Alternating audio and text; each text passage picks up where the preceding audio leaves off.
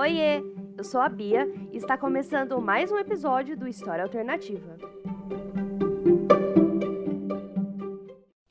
Oi pessoal, eu sou a Júlia e no episódio dessa sexta-feira, eu e a Bia falaremos sobre um período marcado por intensas transformações culturais, artísticas e tecnológicas, conhecido como Belle Époque. Mas antes de chamarmos o episódio, gostaríamos de pedir que nos siga no Instagram e curta a nossa página no Facebook. Afinal, são por esses canais que você receberá informações sobre as novidades do podcast. Então fique atento para não perder nada. Não se esqueça de avaliar o podcast com as 5 estrelas se você estiver nos ouvindo pelo Spotify. E se você quiser sugerir o tema dos episódios futuros, envie um e-mail para historiaalternativa.podcast@gmail.com. Dados os recados, vamos pro episódio? Continua com a gente depois da vinheta.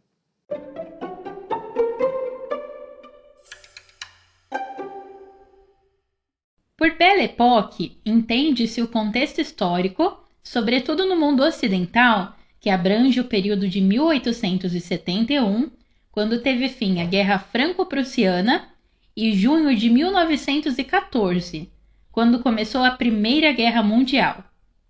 Esse foi um período marcado pela euforia provocada pelo progresso técnico-científico da segunda metade do século XIX.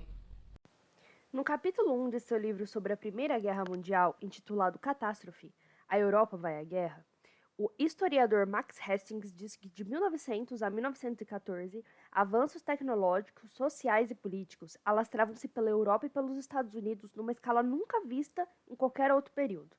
Um piscar de olhos da experiência humana. Einstein anunciou a sua teoria especial da relatividade, Marie Curie isolou o rádio e Leo Baekeland inventou a baquelita, o primeiro polímero sintético. Telefones, gramofones, veículos motorizados, sessões de cinema e casas com eletricidade tornam-se lugares comuns entre pessoas abastadas na sociedade mais rica. Jornais de circulação em massa adquiriram influência social e poder político sem precedentes. Todos esses avanços, somados a outros, como no caso da invenção do telégrafo e do telefone, que revolucionaram completamente as formas de comunicação, e do automóvel, do navio e da locomotiva a vapor, que revolucionaram os transportes, criaram um clima de grande entusiasmo. Esse entusiasmo, com o progresso, refletia-se também na própria vida cotidiana dos grandes centros urbanos, principalmente no continente europeu, como Paris, Londres e Viena. E era visto na moda, nos cafés, no teatro, nas praças e parques públicos, nas galerias, entre tantos outros ambientes. O evento que se tornou o grande símbolo de toda essa euforia foi a Exposição Universal de 1900, que ocorreu em Paris. Essa exposição, que aconteceu em vários pontos da capital francesa, reunia a apresentação de diversas invenções tecnológicas da época, combinadas com mostras de arte, sobretudo do estilo Art Nouveau, vistas em construções arquitetônicas, pinturas e esculturas. Entretanto, todo o arcabouço de avanços tecnocientíficos que fez progredir amplamente a sociedade industrial durante a Belle Époque também teve o seu contraponto. O mesmo tipo de tecnologia desenvolvido começava a ser aplicado ferozmente na produção de armamentos pesados jamais vistos. Bombas de grande poder de destruição, canhões, carros blindados, metralhadoras, gases tóxicos, entre outros.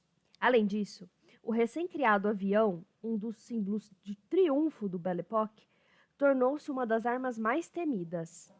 As grandes potências da época, França, Rússia, Inglaterra e Alemanha, cada vez mais acentuavam seu nacionalismo, e isso gerava uma tensão cujas consequências eram difíceis de serem previstas.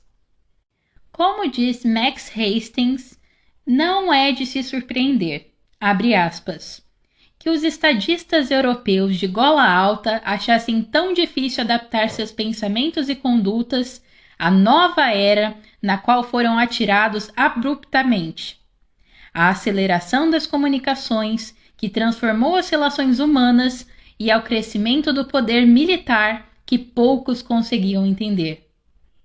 A diplomacia de carruagem puxada a cavalo, assim como o exercício do governo por cabeças coroadas escolhidas pelo acaso dos nascimentos, mostraram-se totalmente inadequados para enfrentar as crises da era da eletricidade.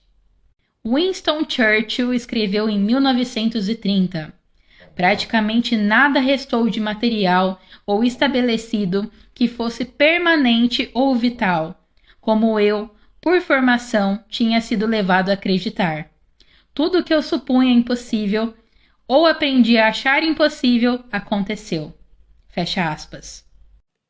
A Primeira Guerra Mundial, estourada em julho de 1914, e toda a leva de destruição que veio com ela, decretaram o fim do clima eufórico da Belle Époque, colocando em questão a própria razão de ser da civilização moderna. Obrigada por ter ficado até aqui. Esperamos que tenha gostado e contamos com você no nosso próximo episódio. Bons estudos e até mais!